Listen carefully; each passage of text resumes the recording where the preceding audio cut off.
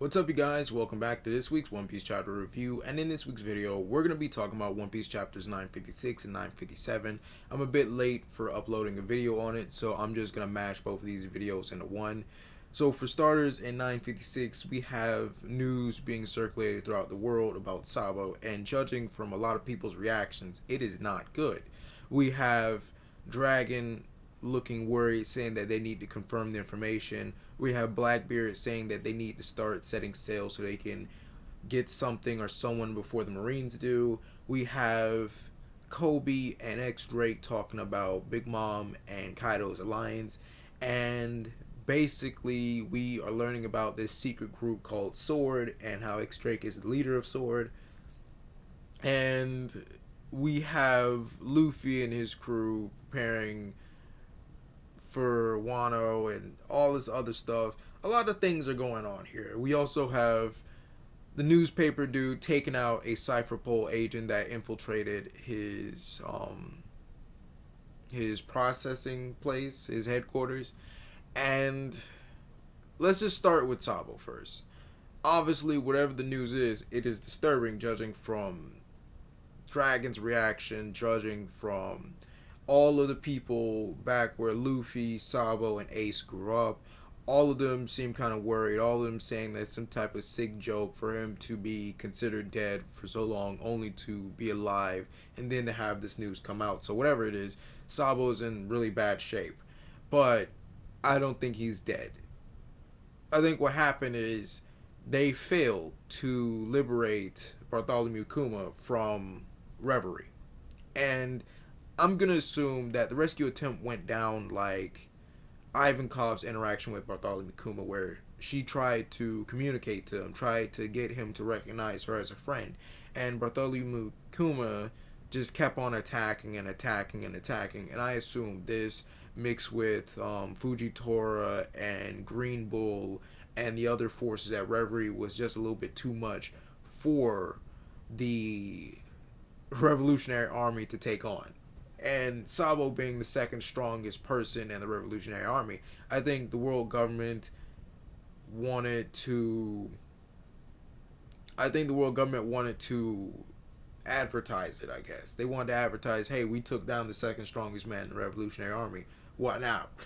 Like, what now? And so that's going to be a big blow to the Revolutionary Army's ego to have the second strongest dude in your force get taken out, and then the world government is just broadcasting it and just telling the world, you guys took one of the fattest L's ever. And we also know there were several other commanders there with Sabo at Reverie. So all of the interesting ones that have interesting devil fruits, they were at Reverie. And the fact that they got captured as well means that their devil fruit power is up for grabs. So if it is Sabo and these Revolutionary Army commanders that are being transferred from the world government to the Marines so they can be stored and impelled down, I assume, then Blackbeard might swoop in and try to intercept them before the Marines manage to, and try to kill Sabo and the commanders and take their devil fruit powers, therefore making his crew even more stronger. I mean, they already have a good amount of devil fruit abilities, and the devil fruit abilities match them perfectly well, so that would just be a catastrophe. Now, Big Mom and Kaido's alliance, that is definitely something I think the world government will be shitting bricks over, and I'll be talking about that a little bit more in a couple of minutes. But honestly, the world government was already shitting bricks about Shanks and Whitebeard talking and possibly becoming allies. So just imagine the sheer fright that they would have if Kaido and Big Mom managed to ally themselves together. These two are chaotic forces in the new world.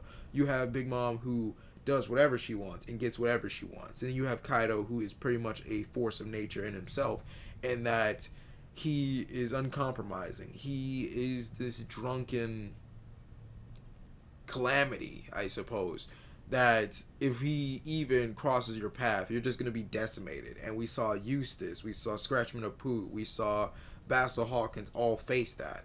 And granted, Scratchman of Pooh only managed to escape that wrath by being in league with Kaido the whole time, and Basil Hawkins managed to avoid it by siding with him.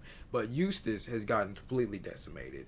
his side man killer has been completely changed by this interaction with Kaido. So we just see the power of the Yonko and how Big Mom and Kaido operate and their effect on the One Piece universe. And to have these two allying together would possibly mean that they could take over the One Piece universe. Now, granted, I don't think Blackbeard would just sit back and let that happen, because Blackbeard, he's an opportunist, he's a smart man, and I think if Blackbeard feels that his position is threatened or his status is threatened, he would intercept, he would stop, he would do whatever it takes to kind of shut that down. So I don't think Blackbeard is going to risk his neck to go up against Kaido and Big Mom straightforwardly or, directly.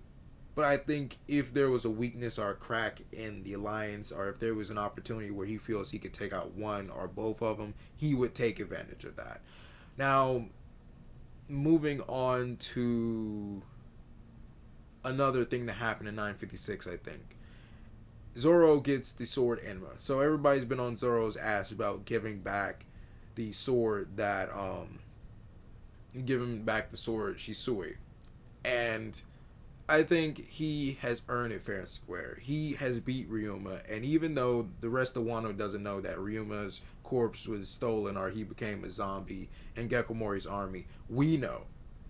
But to be fair, Ryuma was like a legendary hero. He was a national hero of Wano. His sword was a national treasure. And to have this random stranger claim that he beat your legendary national hero and that he earned the national treasure of your country fair and square is a bit disrespectful and skeptical at least, and blasphemy at most. So it's just like Zoro earned it fair and square, but at the same time, this is another people's culture. This is another people's history. This has cultural significance to them. So it is important that he does give it back.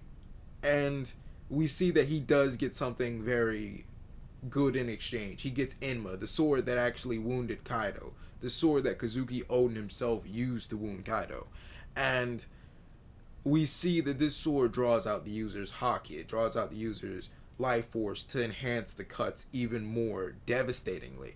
And Zoro states that if he learns how to master this, he'll be even stronger swordsman. And it's just like, the dude is already strong. Like, he has not had that much competition in Wano.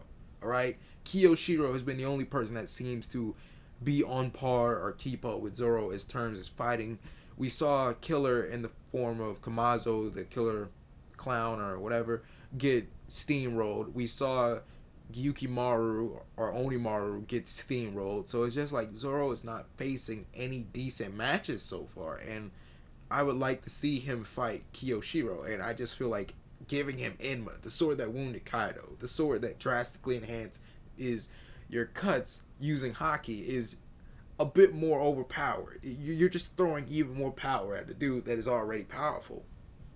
A dude that's already went so far without facing any serious opposition. Ever since he's gotten into the new world, he has not been pushed hard. And I think that's something that disappoints me about Zoro's character. He has not had any serious fights, or he has not had any real challenges so far as the new world outside of movies. And I would like to see that. Even in movies, he kind of steamrolls his enemies. It's like he struggles for like 2 seconds and then he just kind of overwhelms them completely. And with Luffy, it's just like Luffy gets steamrolled for like 50 to 60% of the fight, and then Luffy develops a new technique, or he pulls out something from his sleeve, and then he kind of pulls out that razzle dazzle, and then he takes out the enemy.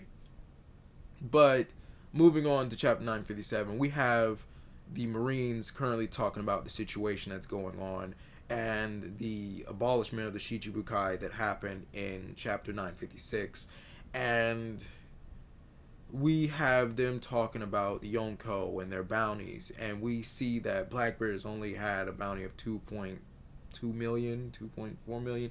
It's numbers. I don't remember them specifically, but I know it's like around 2 billion. So we learned Shanks has only been a Yonko for about 6 years, which surprises me because I thought Shanks was a Yonko a little bit longer, but I don't know. I guess that makes sense. So he's been a Yonko for about 6 years. He has a bounty of 4 billion. Big Mom and Kaido have bounties around like 4.4 billion and 4.6 billion. And we have Goldie Roger around 5.5 million at 5.5 billion. And then we have Whitebeard around 5 billion. And, you know, the Marines, they're currently talking about all of these bounties, but we also have Sengoku breaking open the entire plot of One Piece as well, talking about the Rocks Pirates. So we finally get the full breakdown of the Rocks Pirates, and apparently it was just this conglomeration of all these different pirates looking to get rich quick. And it was Big Mom, it was Kaido, it was Whitebeard, and several other notorious pirates like Shiki and John and all these other people in that time period. And the group constantly changed as the members were frequently killing each other. And you have someone as powerful as the leader of the Rocks Pirates, who managed to get Blackbeard, who managed to get Whitebeard, Kaido, and Big Mom all to not kill each other. And we know how sporadic Big Mom is, and we know how sporadic Kaido is. I can understand Whitebeard probably being chill, because Whitebeard is generally chill most of the time. Like, the dude kind of stays on his own thing. He just kind of drinks when he wants to drink and just chills. But Big Mom and Kaido, these two have no chill whatsoever. Big Mom goes on a rampage whenever she doesn't get what she wants to eat, and Kaido, he's just pretty much a powerhouse whenever he's drunk. So you would have to really think how powerful the captain of the Rocks Pirates has to be to keep both of them in check, and to get such a powerful group from killing each other. And apparently the pirate crew was so strong that the world government and the Marines had to expunge them from history, and to pretty much make it so any mention of the Rocks Pirates was just banned. And we learned that the leader of the Rocks Pirates had a D in their name, and that they were the first and most powerful or dangerous enemy of Gold D. Roger. And that Gold D. Roger, with the help of Garp, or Garp with the help of Gold D. Roger, managed to put an end to the Rocks Pirates at the God Valley. And that place no longer exists on any maps anymore. So that's one other thing that's interesting. This place where this significant battle went down between two of the most powerful pirate crews in the world. And one dude that was going to be Pirate King and the future Yonko, and then the dude leading the future Yonko. And this is where all of it goes down. And it no longer exists on any maps. But it also makes me think, if the leader of the Rocks Pirates was Goldie Roger's first and most dangerous rival, then he had the potential to become the Pirate King. Or he was the Yonko of Yonko. He could have been the Yonko of Yonko. And we know that he's dead. Sengoku said it himself. The dude is dead. But Kaido, Big Mom, Whitebeard, they all lived on. They all created big names for themselves individually, and they all became successful pirates in Yonko in their own right. And we also have them talking about Wano and how Kazuki Oden was a member of Roger's crew, and how, you know, Shanks is interested in Luffy. And, you know, what Sengoku and Sakazuki were really wondering is, why are so many powerful names behind Wano? Why is everything converging at Wano? And I think we all know why. It's Luffy. I mean, but I don't think it can just simply be summed up as Luffy. It's a variety of things. It's a variety of things that made that happen. Like, it's not just like Luffy being there drew everyone there. Although it kind of did draw everyone there. Like, Luffy did start a fight with Big Mom, and that drew Big Mom to Wano because she wants to kill Luffy. But I'd say, if we're really being honest about all of this, what really drew everyone there was Law. Alright, Law drew everyone to Wano, because Luffy already got Sanji back from Big Mom, and it was Law's entire plan to take down Kaido. Even though he didn't really aim to take down Kaido, he just wanted to take down Doflamingo, and Kaido was just kind of the added bonus. The whole point of the alliance was to take down Kaido, which they said they would have like a 30% chance at doing. So Luffy wouldn't even be in Wano if it wasn't for law and this alliance. He wouldn't be wrapped up with any of this Doflamingo business or basically Kaido or none of this mess. He would have only had his hands full with Big Mom and basically dealing with that. Now, I guess like Kinemon ties into Wano and Kinemon ties into Wano and Kinemon's friends ties into Wano and Raizo ties into Wano. So it would have kind of led to Wano eventually, but I guess Luffy does draw everyone to Wano. But we know Shanks, I guess, is not going to be there. So we know the world government is not going to be there. We know the Marines are not going to be there. Sakazuki clearly said that they don't have the manpower to break up Kaido and Big Mom. At least at the moment. So they're implying that they do have the power to do so. But it's just really tied up right now. And I can understand that because in the previous chapter 956, they were all trying to apprehend the Shichibukai, which if I was a Shichibukai, I'd be fucking furious because you've been serving the world government and the Marines like a dog this entire time. And then because of Crocodile and Doflamingo, your privileges get revoked. So because of two bad eggs, all of you suffer for it. And the Marines and the world government is knocking on your doorsteps on each of their islands, on each of their headquarters. And basically like, well, you got to come in. You know, we're going to need you to pawn these handcuffs and come to us to impel down. And honestly, I'm just assuming it's impel down. I'm assuming on a good note it's impel down because this is the world government. And if we're being honest, the world government is kind of fucked up and the Celestial Dragons are fucked up. Look what they did to Bartholomew Kuma. They completely brainwashed the dude so he would become a servant of the Celestial Dragons in some sick, twisted twist of fate. You know, he's a Revolutionary Army commander and important figure, and he was supposedly fighting against Celestial Dragons, and it's a bit of painful irony for him to be serving as a slave of the Celestial Dragons and for them to be mistreating him as they are. And for me, although I'm pretty sure each of the Shichibukai are significantly strong in their own right, like Boa Hancock and Dracula Mihawk and Edward Weevil, I just kind of worry that if something goes wrong, and you know, in One Piece you can never really predict anything, because I mean, look at Sabo. He gets taken out by Fujitora and Green Bull at Reverie, or whatever happened to him. Like something bad happened to him. So if something bad can happen to the second strongest dude in the Revolutionary Army at Reverie, and you can have Bartholomew Kuma brainwashed and treated as he is, and Gecko Moria taking a fat L in the New World, then I think the Shichibukai themselves, now that they don't have their privileges anymore, the world government could easily say, well, here we have 5 powerful Shichibukai. 5 powerful, important figures. Or at least 4 of them, if you don't consider Buggy strength-wise. Why don't we just simply capture them? Why don't we just simply lobotomize them like we did Bartholomew Kuma? And why don't we just simply make them slaves of the world government? Because right now, at least from chapter 957, at least from the current chapter that's out now, they are heavily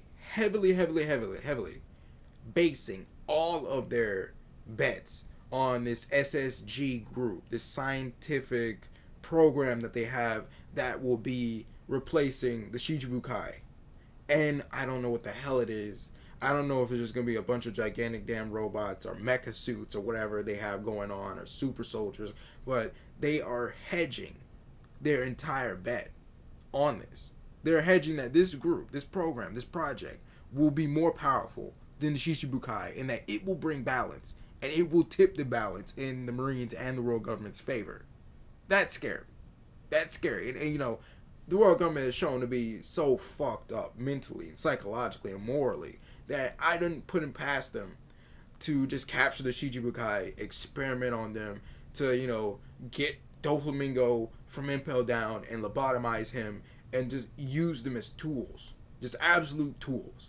Or, you know, just pretty much clone an entire army of them. I don't put it past them. But this is VM.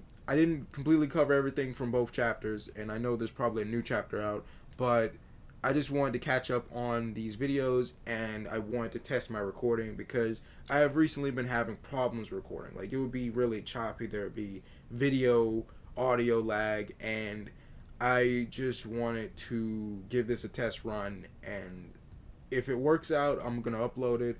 And if you guys like the video, like, share, subscribe. Tell me what you think about the latest chapters. Tell me what you think is going to happen with the Big Mom Kaido alliance. Bye.